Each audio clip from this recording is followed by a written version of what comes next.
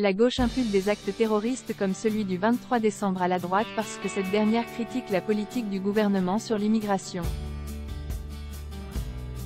Par la même logique, la gauche devrait accepter la responsabilité des actes terroristes des islamistes. Le jour même de la tuerie ouvertement raciste qui endeuille le pays et la communauté kurde, une gauche sans vergogne saute sur l'occasion pour instrumentaliser idéologiquement la tragédie, à l'exemple de Sandrine Rousseau qui déclare « L'idéologie d'extrême droite et la haine de l'autre, son rejet ». Il n'y a rien d'étonnant à ce que certains en passent aux actes. Il y a un lien entre la rhétorique de la droite, ou dans sa terminologie, l'extrême droite, et l'attentat, répète la gauche, confondant volontairement un discours politique contre l'immigration et une action violente contre des immigrés ou descendants d'immigrés. On apprend pourtant au collège que les fins se distinguent des moyens. Si la fin ne justifie pas les moyens ne disqualifient pas la fin. On ne saurait tenir la droite pour responsable de ces meurtres sans imputer à la gauche ceux du Bataclan, de Charlie Hebdo ou des enfants juifs de l'école Ozar Hatorah.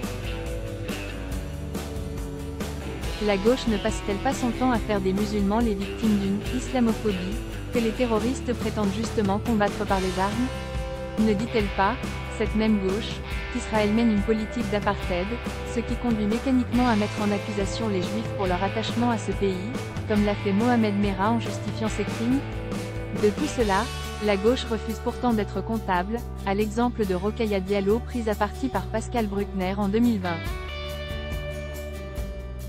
De deux choses l'une, si les discours politiques emportent la responsabilité d'actes criminels commis en leur nom, alors l'indigénisme ou plus généralement les discours victimaires de gauche sont responsables des attentats islamistes et antisémites. Si ce n'est pas le cas, la gauche n'a pas à incriminer la droite pour les crimes d'autrui dès lors qu'elle condamne la violence, ce qu'elle fait.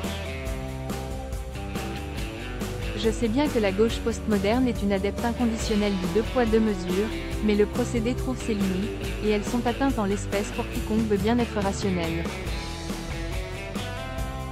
Vendredi, le sang a coulé, la logique aussi.